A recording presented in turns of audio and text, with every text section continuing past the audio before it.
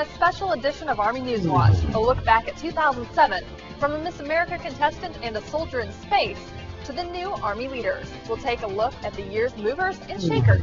Plus ongoing operations in Iraq and Afghanistan, and medical improvements for injured warriors returning from the battlefield. The big news stories of 2007 on the next Army Newswatch.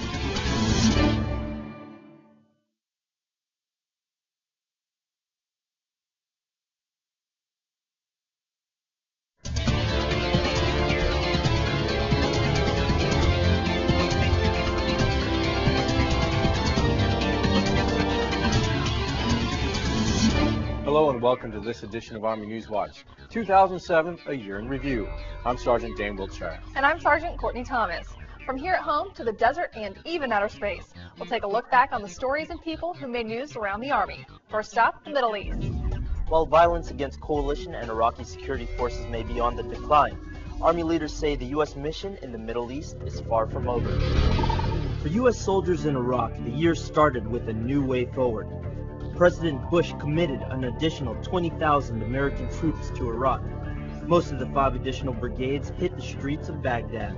American and Iraqi soldiers worked side by side to clear and secure neighborhoods.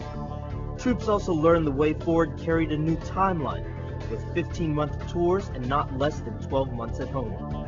A new way forward also came with new leadership for multinational forces Iraq, as General David Petraeus took command of all U.S. forces in the country. Challenges ahead are substantial. The rucksack of responsibility is very heavy. In truth, it is too heavy for any one person to bear, and we will all have to share the burdens and move forward together. MNFI was hot on YouTube, tabbed as a boots-on-the-ground view of operations in Iraq. MNFI's YouTube channel totaled more than 3 million hits. In late 2007, soldiers welcomed a mine-resistant ambush-protected vehicle, or MRAP. The vehicle, which has a V-shaped hull and raised platform, is designed to save lives during IEDs and ambushes. And everybody that touches this vehicle is going to definitely appreciate the values that they see with inside. They thought through the process very well. 7,000 are expected in theater within a year. Compared to Iraq, operations in Afghanistan flew under the radar but with positive results. The region of coast saw the benefits of a dual approach. By using both military operations combined with interaction with local government leaders, the NATO-led International Security Assistance Force improved the community's quality of life and saw a dramatic reduction in violence. Back in Iraq, General Petraeus said by the end of the year, violence in Iraq had dropped significantly in recent months, but said it's still too soon to declare the home stretch in U.S. operations. He credits the formula that brought about security progress: more coalition and Iraqi forces together in the fight. As troops soldier through their successes and strive to build on the momentum, the hope is that Iraqi leaders, quote, will take advantage of the security gains that have been purchased through the sacrifice of Iraqi and coalition forces. The United States has many strategic interests in countries across the globe. From our Atlanta Bureau, Gail McCabe traveled throughout the year to many of these nations.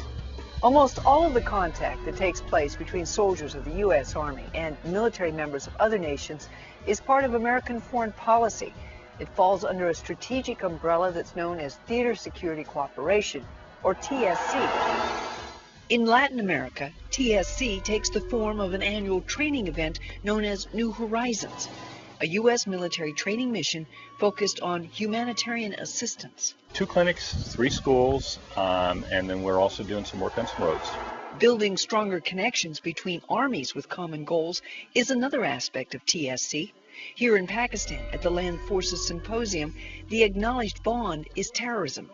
Ensuring the future is secure is the product of cooperation and collaboration. We've got to continue to set the conditions for ensuring that we not only have access for our country, but we have a partnership for the future that has common thoughts, common ideals, and a common direction.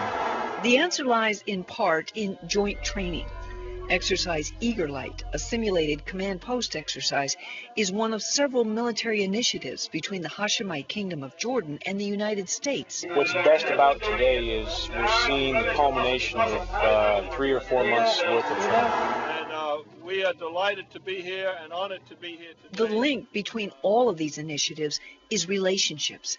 Even in the remoteness of Mongolia's Gobi Desert, American soldiers are hard at work, part of Exercise Tenen Mondile, a military medical readiness training exercise that sharpens their skills while helping others. But there is a strategic goal that we can talk about, what I term winning the peace, building the relationship. And essentially, this is the gist of it all. It's what theater security cooperation is all about. Hurt when I press on your back? Strength in numbers was the goal for Army recruiting and retention in 2007, and the force stayed Army strong as each component hit its yearly targets. George McNamara has more.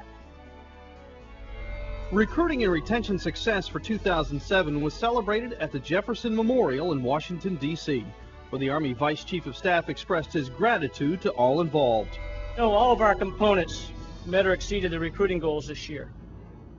That is truly a credit to our dedicated and tireless recruiters, to the men and women in uniform today that make us the Army that recruits want to join. The highlight of the celebration was General Cody re-enlisting 6 soldiers and enlisting 6 new troops, including Logan Bilyeu, a 20-year-old from Oregon. I understand that we all have to fight for our rights and what we believe. We all have a lot of rights and liberties that not a lot of people enjoy, and I've joined to earn those rights. One of the Army's most successful recruiting tools in 07 was the Guard Recruiting Assistance Program. The GRAP offered current and past service members the opportunity to make some extra dough in exchange for introducing civilians to the Army. Dana Klein, a sergeant in the Georgia Army National Guard, has used his ability to talk openly with those interested in the military to pocket himself some serious green. At last count, more than $100,000. The money is motivating to me. Wanting to be there for your state, wanting to be there for your country. Klein wasn't the only Sarge with a successful 2007. Army Racing's Tony the Sarge Schumacher battled his way to another championship. This year's win was the team's 2nd straight NHRA Top Fuel title and 4th overall. 2007 was also NASCAR legend Mark Martin's first year with Army Racing. Martin started off the year strong, finishing a close 2nd at the Daytona 500, his best finish at NASCAR's premier event. This has been the best year of my life, the most fun I've ever had. Really appreciate, everyone and the sacrifices that everyone makes, all our soldiers. Next year, the team combines forces with Dale Earnhardt Incorporated and will switch numbers from the current 01 to Dale Jr.'s former number 8. For all the track news, go online at goarmy.com/racing. George McNamara, Washington.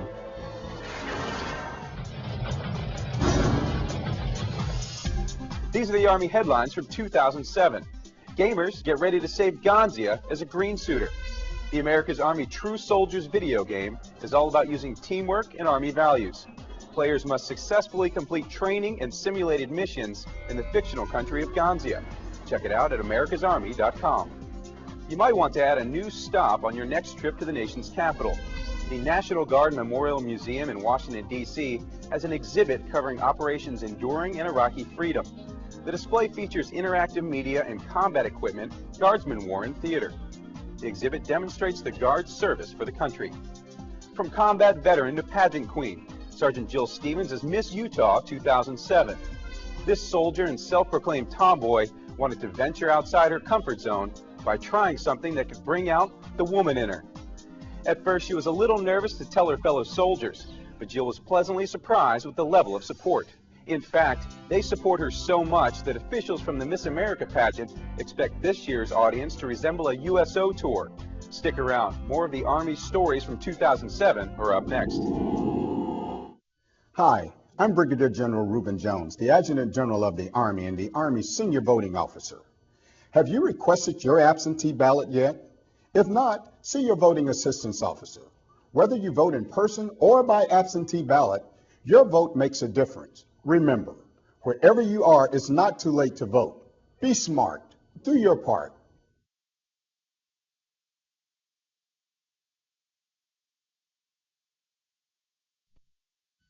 Recycling a glass bottle saves enough energy to run the TV you're watching for 1 full hour. Recycle. It's the everyday way to save the world. Welcome back. There was a major leadership shuffle in 2007. The Army welcomed a new Chief of Staff and Secretary. Crystal Park joins us with a look at what they did during their first year in office. Both leaders have been pushing family support for Army families since day one. General George Casey Jr. and Secretary Pete Guerin have spent their first year on the job traveling around the world, making sure soldiers and their families know they're being taken care of. General George Casey replaced General Peter Schoomaker, becoming the 36th Army Chief of Staff April 10, 2007. General Casey had been commanding multinational force Iraq before being chosen for the top job. General Casey praised the troops' service and vowed to improve quality of life. Remarkable men and women of our all-volunteer force, supported by their dedicated families, are a national treasure and will be cared for accordingly. Pete Guerin was sworn in as the new Secretary of the Army on August 30th this year. At his arrival ceremony, Guerin echoed General Casey's commitment to Army families. Our Army must continue to examine the ever-changing needs of our families and never cease in our effort to provide our families that quality of life that is commensurate with their service. In October, General Casey and Secretary Guerin put their money where their mouth is when they introduced the Family Covenant at this year's annual meeting of AUSA. General Casey also announced his 4 imperatives necessary to keep the Army the strength of the nation. Sustain, prepare, reset, and transform. Leaders visited installations around the world signing the covenant, which pledges better health care, support programs, and housing for families. Effects of the covenant are already evident. The Residential Committee's Initiative, or RCI, is bringing better homes for more families. RCI partners the Army with private sector expertise and financial resources for better homes.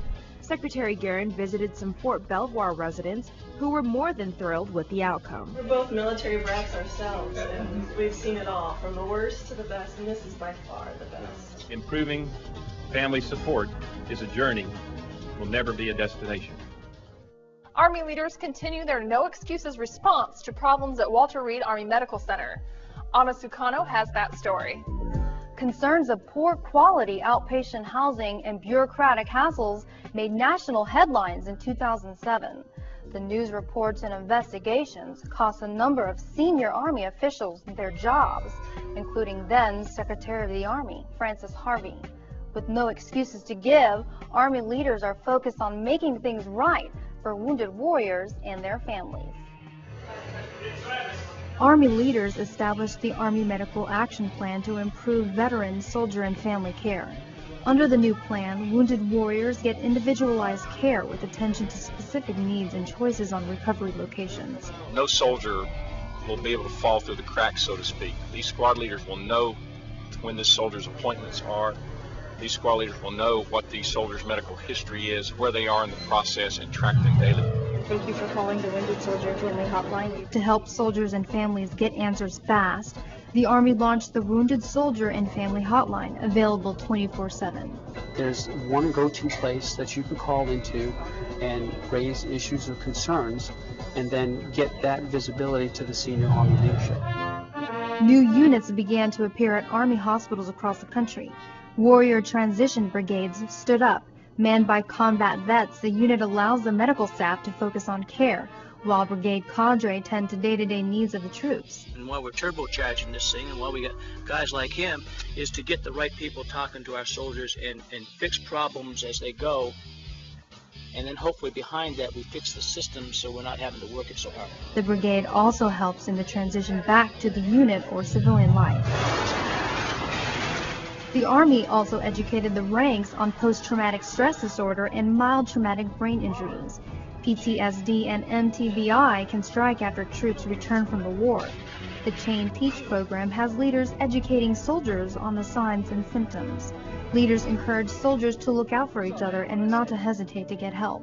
With new programs and policies in place, medical and outpatient care for wounded warriors and their families remain a top priority for the Army, as efforts continued to restore trust to patients and the rest of the nation.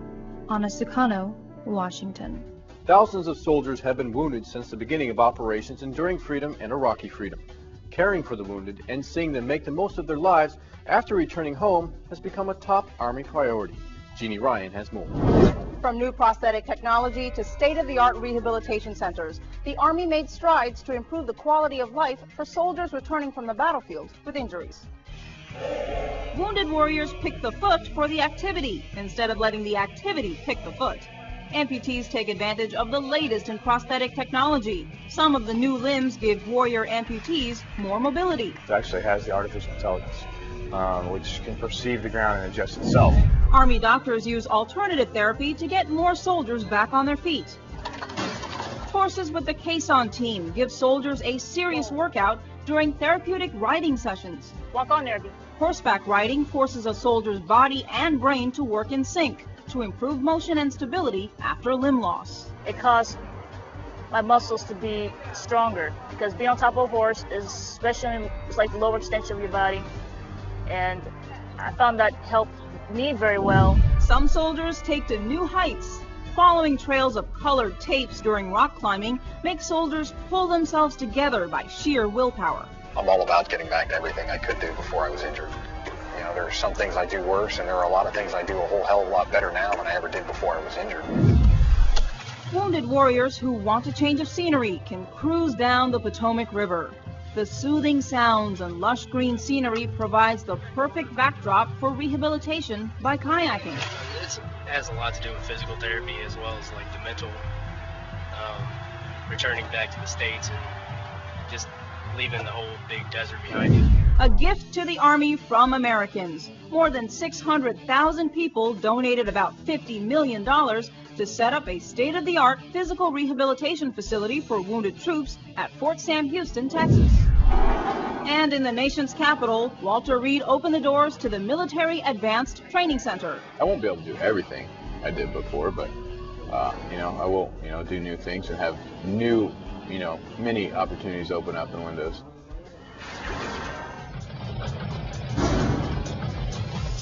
Here are more Army headlines from 2007. Soldiers deploying to Iraq or Afghanistan have a new item of clothing to pack. The Army combat shirt sports a green torso with the Army Strong logo, seamless shoulders, and side panels for comfort. The flame-retardant long-sleeve shirt also has similar features and components of the ACU. The shirt can be worn under the Interceptor body armor. There's a new military-only recording label looking for you. Service members who dream of making it to the top of the charts may soon get their big break. To the Fallen Records is putting together compilations of hip-hop, rock, and country music so Americans can hear the voice of the troops. Check out their website at tothefallenrecords.com. Operation Arkansas, 50 years after the desegregation of Little Rock Central High School. In 1957, more than 11,101st Airborne Division soldiers escorted the Little Rock 9 into Little Rock Central High School. In 2007, current 101st soldiers returned to Little Rock, this time for the dedication of the National Historic Site Visitor Center. The facility is aimed at educating the public on how the Little Rock 9 and the 101st Airborne Division helped end segregation. More stories that made America's Army in 2007 are up next. Hey there. Hi. I haven't seen you before. Yeah, I just moved here. I'm new. Wanna hang out or something? 'Cause I have a feeling we're gonna be best friends. Things can get pretty ugly when you're bored. In an after-school program, you can find something way better to do.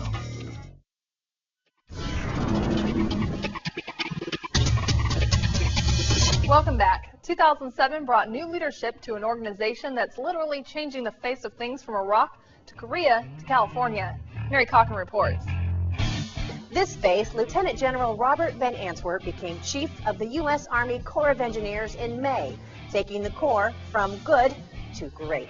The Corps of Engineers is at a very, very important point in our history. Our workload in military programs is over $20 billion. The Corps' military construction budget is the largest since World War II, changing where and how soldiers and families live. From Camp Humphreys to Fort Bliss, There's a push to put quality of life first, and it's being done environmentally friendly, conserving water, energy, and maximizing the use of recycled materials. In Iraq, rebuilding goes beyond bricks, mortar, and steel. The country's most precious resource, its children, now have 55 new schools. Families have 15 hours of reliable electricity per day, a big change from 2 hours that were available in most areas. 4,000 projects, an $8.3 billion investment, continues to boost the country's economy. They treat me well here, and I thank God for that. And the money is very good. On the front lines, 2007 brought life-saving changes for the warfighter. The Corps' Engineer Research and Development Center designed blast protection technology, and it's already in use with some forward deployed units. Stateside, significant progress was made in New Orleans. It's phenomenal to see that working. The Corps created an interactive website using the most advanced physics and engineering to help residents assess risk. And the massive debris removal mission is complete. Enough was removed to fill the Superdome there more than 5 times. On the West Coast, the focus was on the repair of 2,000 miles of levees. The magnitude of maintaining the levees is so great that the federal government aids the state in getting that accomplished. 2 million people depend on these levees. And as General Van Antwerp says, it's all about people. People were the focus this fall as the Corps gave its best to wounded warriors, completing a state-of-the-art advanced training center at Walter Reed, putting care and services under one roof. Those are the year's highlights. More infos at usace.army.mil. Army leaders adopted a sustainability strategy that ties together the mission, environment, and community. James Williams has a look at this year's top environmental stories. James? Thanks a lot, Dan. Soldiers assigned to Fort Carson's medical department enjoy environment-friendly barracks. Cultural resources specialists at Fort Benning dig up the past. And Fort Drum soldiers learn about other cultures before deploying to the Middle East. Single enlisted soldiers who work at Evans Army Community Hospital now live in a comfortable new home that happens to also be environment friendly. The building meets the requirements of the Silver Leadership and Energy and Environmental Design criteria. It's a significant rating that means soldiers who live here enjoy a higher quality of life. I was hoping that I would get something like this because I really like to cook, so I was glad about having a stovetop. 70% of this building's components came from recycled materials, so the Army can save money while providing soldiers a higher quality of life. The folks at Fort Drum designed this deck of cards to teach soldiers about sacred cultural treasure, such as ancient ruins in Samarra and the Ctesiphon Arch, both in Iraq. The more you look at something, obviously the more it's going to be ingrained in your head. So if you come up and we're looking for a cache, and we find something shiny and gold, it's like, oh, hey, we probably shouldn't be digging here. Dr. Rush says they'll create 40,000 decks in the first printing and distribute those to soldiers and Marines deploying to Iraq or Afghanistan. Fort Benning environmental officials say about 300 cultural sites here will be either directly or indirectly impacted by BRAC construction projects. Barracks, ranges, roadways, things of that nature, maneuver corridors for tanks. That's why field technicians like Corey Bowling spend up to 10 hours a day digging holes. They're searching for artifacts that can be cleaned, cataloged, and studied for their historical value. In this particular area of Fort Benning, the field techs find a lot of prehistoric Indian pottery, stone tools, and projectiles used for spears. James Williams, Washington. Now a last look at the Army headlines from 2007. 2007 marked the 25th anniversary of the dedication of the Vietnam Veterans Memorial. The black granite healing wall bears the names of more than 58,000 troops who died during the Vietnam War. Visitors to the wall leave personal mementos, and a new exhibit at the Department of the Interior Museum called the Vietnam Veterans Memorial America Responds showcases some of those items. From the jungles of Guatemala to the desert sands of Iraq, soldiers serve all over the world, and sometimes out of this world. Army astronaut Colonel Douglas Wheelock lifted off on board Space Shuttle Discovery on a mission to the International Space Station. Colonel Wheelock conducted both extravehicular activity and robotics operations during the 15-day mission. A National Guard soldier pimped his ride Army style. Sergeant Nicholas Ashby bought a 2004 Infiniti G35 Coupe after his redeployment from Iraq. Then he started to trick it out, all in the name of fallen comrades. Ashby and his ride are on a year-long Hot Import Nights tour, so more people can remember the fallen. Don't go away, more Army highlights from 2007 are up next. I'm a lion! Yes, you are. Come here. Let's see how this looks. Hey, how's my little horse? She's a lion. Yes, she is, sir. You don't have to be perfect to be a perfect parent. When you adopt a child from foster care, just being there makes all the difference. Hey, you want to make a difference and make new friends? Me? Try volunteering. Are you into it? Call 4-H and check out our website at areyouintoit.com. Welcome back. Throughout the War on Terror, Americans have shown their support for service members in many ways. 2007 was no different, with new and different ways to reach out. On Memorial Day, UFC heavyweight champion Randy Couture jumped into the ring with a Vegas fundraiser. First, we want to raise some awareness about, what the foundation's about and what the guys are going through, and then second, hopefully pull together some funds and then we can contribute to these guys. This camouflage carpet event pulled in more than $50,000 for wounded soldiers and their families. On the East Coast, Marcia Hawkins walked to show her support. This patriotic mother marched 400 miles from Deerfield, Massachusetts to Washington, D.C. My son is in the Army, but I'm not marching for my son. I'm marching for him as an American because he is a soldier, but I wasn't stopping my feet down in D.C. because my son had to go to Iraq. I'm marching as an American, paying tribute to the troops. The ones that served previously, the ones that are serving now, and the ones that will serve. Farther up the coast, Sergeant Jason Olselton was living his lifelong dream in the Big Apple. Olselton was at a rock and roll fantasy camp. The invitation came from the program director as a show of support to this wounded soldier. And I get hundreds of emails, literally a week. People want to go to rock and roll fantasy camp. And it just touched me, the way he wrote it and the way he asked his wife told him to try to call and write. It just, the whole thing touched me. David Fishoff was graceful enough. He called me and said, you know what, I don't want your money. You're coming up here. You're going to come up here and be a rock star for 5 days.